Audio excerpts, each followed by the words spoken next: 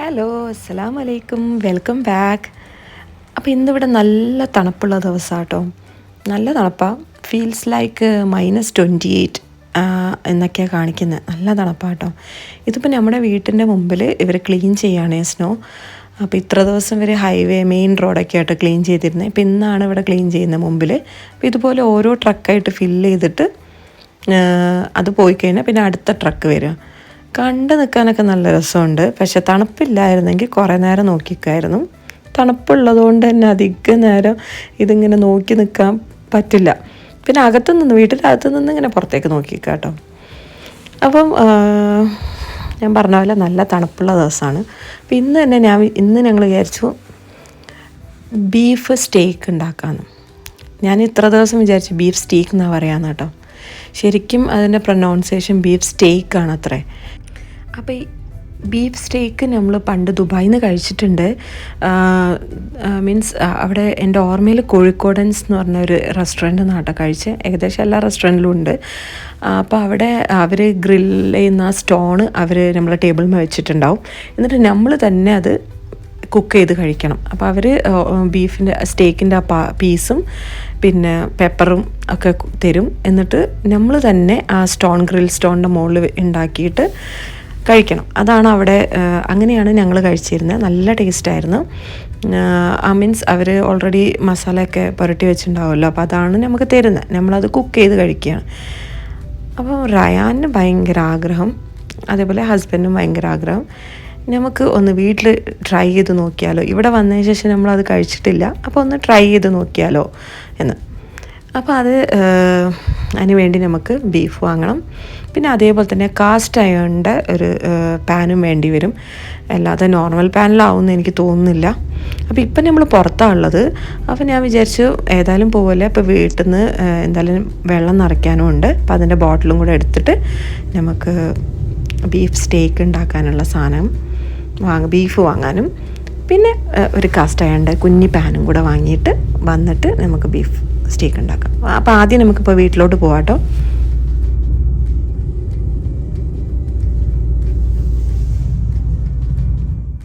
അപ്പം നമ്മളിപ്പോൾ അതാ വീട്ടിലെത്തി കേട്ടോ. വീട്ടിലെത്താറായി.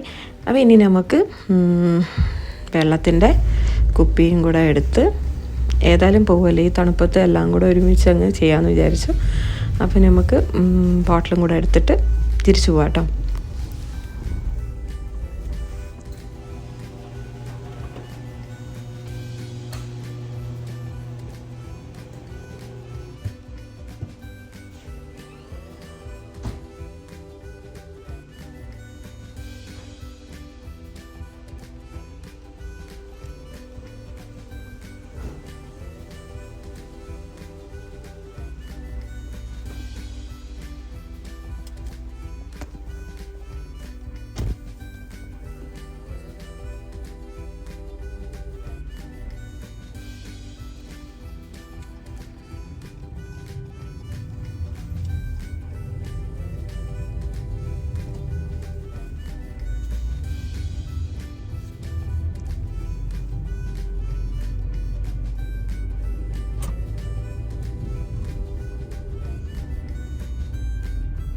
ഇപ്പോൾ ഇവരിവിടെയൊക്കെ ക്ലീൻ ചെയ്തിട്ട് സൈഡിലോട്ടേക്ക് മണ്ണിങ്ങനെ നീക്കിയിടുക കേട്ടോ ചെയ്യുന്നത്. റോഡിലൊക്കെ കംപ്ലീറ്റ് അങ്ങനെ നീക്കിയിട്ടിട്ടുണ്ട്.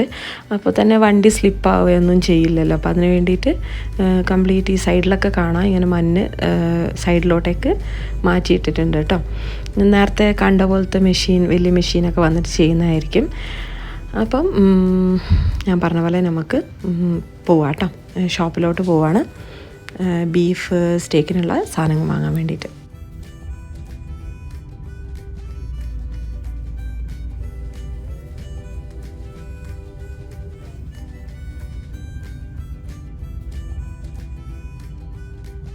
അങ്ങനെ ഞങ്ങൾ സാധനങ്ങൾ വാങ്ങാൻ വേണ്ടിയിട്ട് ഇവിടെ ഹോൾസെയിൽ സൂപ്പർ മാർക്കറ്റിലെത്തി. പക്ഷെ ഞാൻ ഇവിടെ നിന്നല്ല കേട്ടോ എനിക്ക് സ്റ്റേക്ക് കിട്ടിയത്. ഞാൻ ബാക്കി സാധനങ്ങൾ വാങ്ങാൻ വേണ്ടിയിട്ടാണ് വന്നത്. പാല്, പഞ്ചസാര, അങ്ങനത്തെ സാധനങ്ങളല്ലേ വാങ്ങാൻ വേണ്ടിയിട്ടാട്ടോ വന്നത്. നമുക്ക് കോപ്പിന്ന് ആണ് നമുക്ക് സ്റ്റേക്ക് കിട്ടിയത്. കോപ്പിൽ വെള്ളം നിറയ്ക്കാൻ പോയപ്പം ആ ടൈമിലാട്ടോ കിട്ടിയത്. അപ്പം ഞാൻ ഷോപ്പിൽ അകത്തുള്ള വീഡിയോ ഒന്നും എടുത്തിട്ടില്ല, ക്രൗഡ് കൂടുതലായതുകൊണ്ട്. അങ്ങനെ ഞങ്ങൾ തിരിച്ച് വീട്ടിലെത്തി. അപ്പോൾ ഇതാണ് നമ്മൾ വാങ്ങിയ സ്റ്റേക്കിൻ്റെ 3 വലിയ കഷ്ണം. വലിയ പീസ് കേട്ടോ. അപ്പം ഇനി നമുക്ക് തയ്യാറാക്കാം. ഈ 3 പീസിന് എനിക്ക് തോന്നുന്നു $18 അങ്ങനെ എന്തോ ആയിരുന്നു ഉണ്ടായിരുന്നത്. പിന്നെ ആദ്യം നമ്മൾ ഇൻഗ്രീഡിയൻസ് ഒക്കെ വായിച്ച് നോക്കി കൺഫേം ചെയ്തിട്ടുണ്ടായിരുന്നു ഇത് ബീഫ് തന്നെ ആണോ എന്നൊക്കെ. കംപ്ലീറ്റ് കൺഫേം ചെയ്ത് നോക്കിയിട്ടാട്ടോ വാങ്ങിയത്. അപ്പോൾ ഞാനിവിടെ ഈ ബീഫ് സ്റ്റേക്കിൻ്റെ പീസ് കംപ്ലീറ്റ് നല്ലോണം കഴുകി വൃത്തിയാക്കി എടുത്തതാണ്. ഇനി നമുക്കിതിൻ്റെ മുകളിലുള്ള വെള്ളം കംപ്ലീറ്റ് ടിഷ്യൂ വെച്ചിട്ട് കംപ്ലീറ്റ് ഒപ്പിയെടുക്കണം കേട്ടോ. കംപ്ലീറ്റ് ഡ്രൈ ചെയ്തെടുക്കണം. അപ്പോൾ ഓരോ പീസിൻ്റെയും നമുക്കിതേപോലെ 2 ഭാഗവും ടിഷ്യൂ വെച്ചിട്ട് നന്നായിട്ട് പ്രസ് ചെയ്ത് കൊടുക്കണം. അപ്പോഴേ അതിൻ്റെ കംപ്ലീറ്റ് വെള്ളം പോവുള്ളൂ. അപ്പോൾ ക്ലീൻ ചെയ്ത ബീഫിൻ്റെ പീസ് ഇതേപോലെ ഒപ്പിയെടുത്ത് ടിഷ്യൂ കൊണ്ട് വെള്ളം കംപ്ലീറ്റ് പോക്കുക.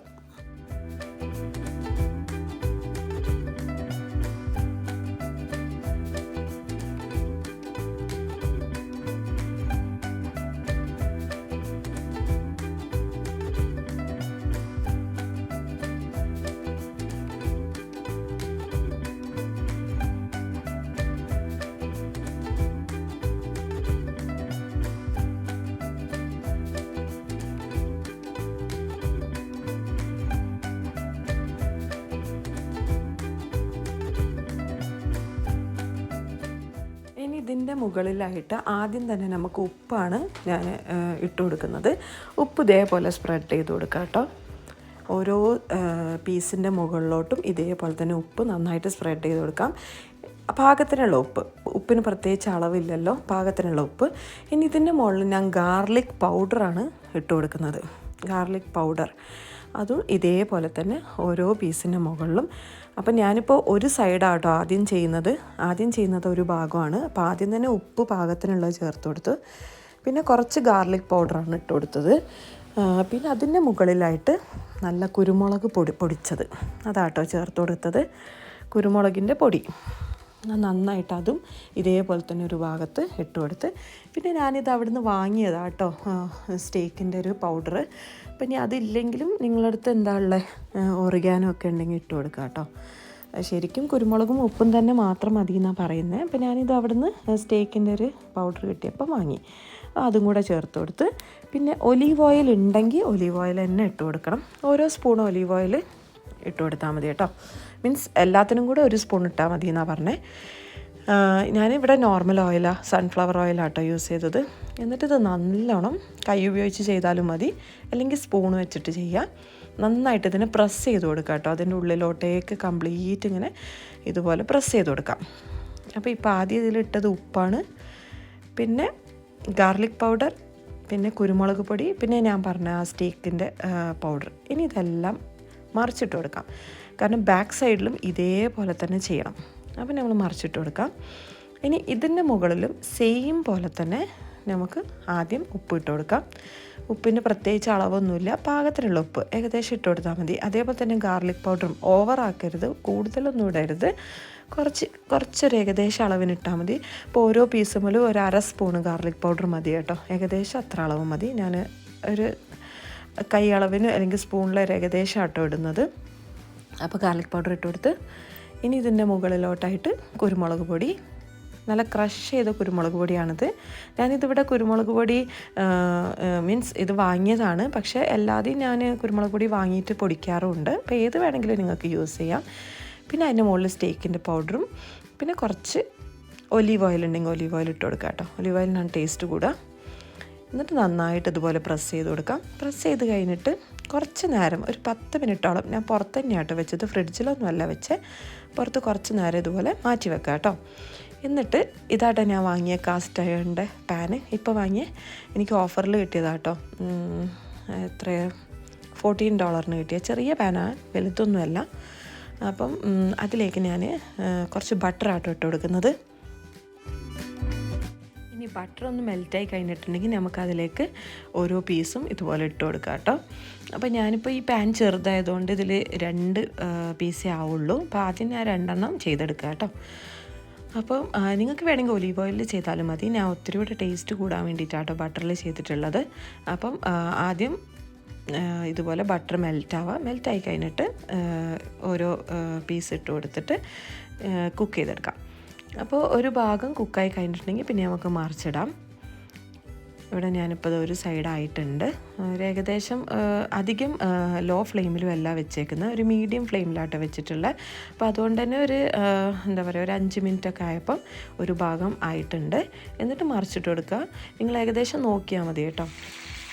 ഇതുപോലെ നല്ലോണം ഒന്ന് പ്രസ് ചെയ്ത് കൊടുക്കുക കേട്ടോ. അപ്പോൾ അങ്ങനെയാണെങ്കിൽ നല്ലോണം 2 ഭാഗം കുക്കായി കിട്ടും. ഇനി ഞാൻ ഇതിലോട്ട് കുറച്ച് വെളുത്തുള്ളിയുടെ അല്ലി ചേർത്ത് കൊടുക്കുകയാണ്.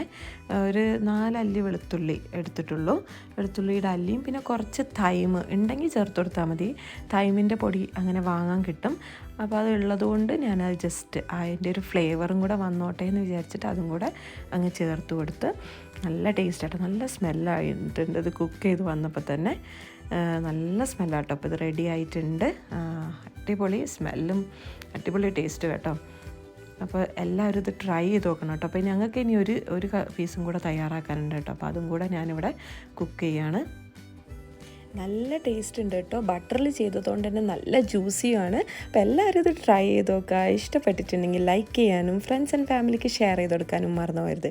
വീഡിയോ ആദ്യമായിട്ടാണ് കാണുന്നതെങ്കിൽ സബ്സ്ക്രൈബ് ചെയ്യാനും തൊട്ടടുത്തുള്ള കുഞ്ഞ് ബെല്ലൈക്കൺ ക്ലിക്ക് ചെയ്യാനും കൂടെ മറന്നു പോകരുത്. വീണ്ടും കാണുന്നത് വരെ ബൈ ബൈ.